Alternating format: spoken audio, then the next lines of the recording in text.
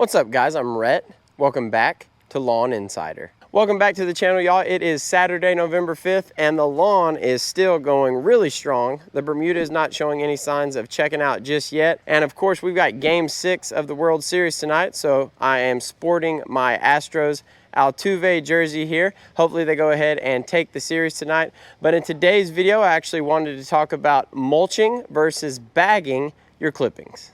So right off the bat, I did want to mention that this season I haven't bagged at all, aside from the couple of times where I've scalped. So now I've done a full season where I mulch my clippings, and in the past I've done full seasons where I used the grass catcher the entire time. So I've now done both, so I feel like I am pretty well qualified to give my opinion on both. But the first thing I want to do is just kind of take y'all around the yard right now and show you the results of mulching the clippings for the entire season. All right, so here is the front lawn, and again, this is November 5th, and we're still holding some really nice color up here. So lately, the applications that I've put down are the pre-emergent, so the 007 Stonewall, which is a Lesco product, and then I came after that and I put out the 1600 Double Dark, which has 6% iron, and that is a Yard Mastery product. It's a granular fertilizer.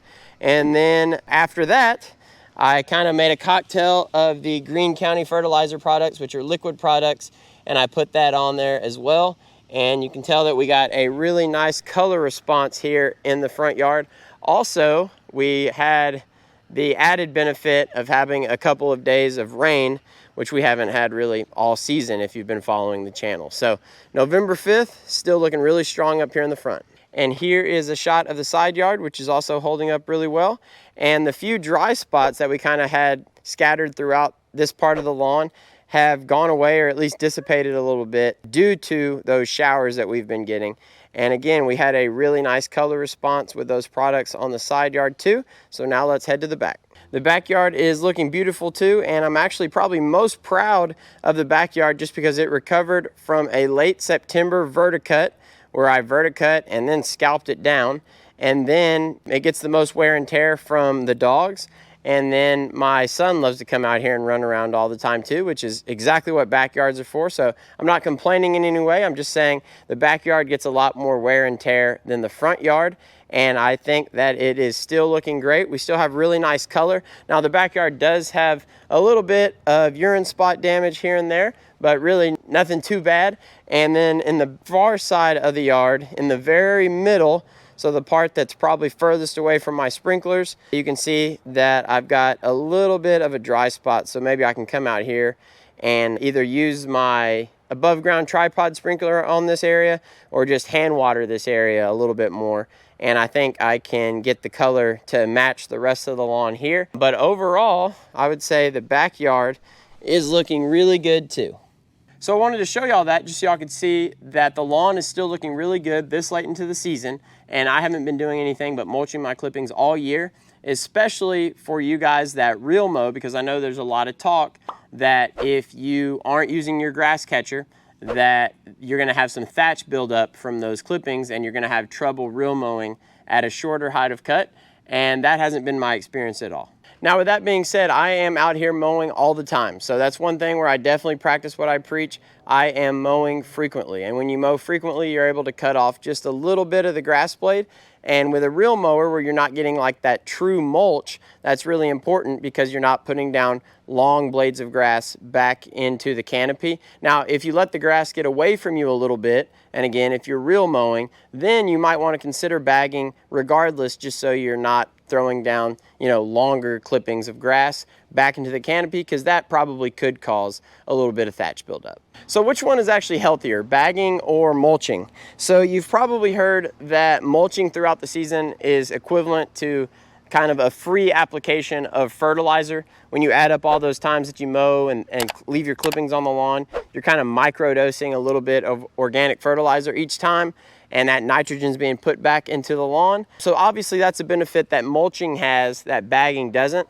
But on the flip side, if you have something going on in the lawn, like a fungus issue or maybe a weed outbreak, you probably want to lean more towards bagging your clippings because you don't want to contaminate different parts of the lawn, potentially with whatever is going on in those affected areas. Long story short, it kind of just depends which one's healthier. based on the state of the lawn at the time that you're mowing. Just generally speaking though, as a rule of thumb, if you don't have a lot of those issues taking place in your lawn, it will be healthier to mulch your clippings as opposed to bagging them. Another big benefit of mulching your clippings versus bagging is that you don't have to use these things anymore. And for me, that's probably one of the biggest benefits or biggest draws to mulching, because I can't tell you how much time I've wasted in the lawn dealing with these bags throughout the years. Now, a couple of benefits I wanted to mention from using the grass catcher are, number one, it's going to add a little bit of weight to the front side of the mower, so you're not going to experience any of that rocking that you sometimes get whenever you are reel mowing on really thick turf. And another benefit, and I don't know if this is just me or if this is kind of everybody's opinion, but I'm able to lay better stripes with the grass catcher on.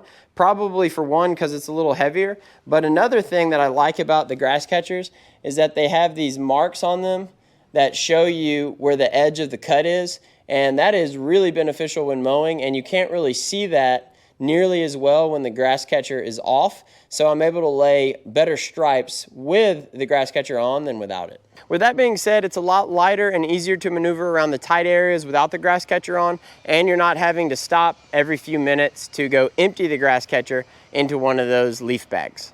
Now, as far as which one is going to yield you a better looking lawn, I have now done a full season mulching my lawn, and in the past I've had full seasons where I bagged, and I've got to say that I have not noticed any significant difference either way.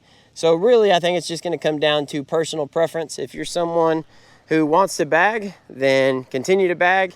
And if you're someone who wants to mulch, then continue to mulch. I don't think you're going to see massive differences in your yard with either strategy. There's definitely scenarios that are going to call for each, but just for your overall strategy, I would just say stick with whatever you are comfortable with. All right, y'all, I think I'm gonna go ahead and wrap it up right there. I hope y'all enjoyed this video. If you did, please leave it a like. If you're enjoying the content and you wanna continue to see more of it, hit that red subscribe button below. And if you have any questions, comments, concerns, leave those in the comment section below. I'll see y'all again next time. Go Astros, Lawn Insider, out.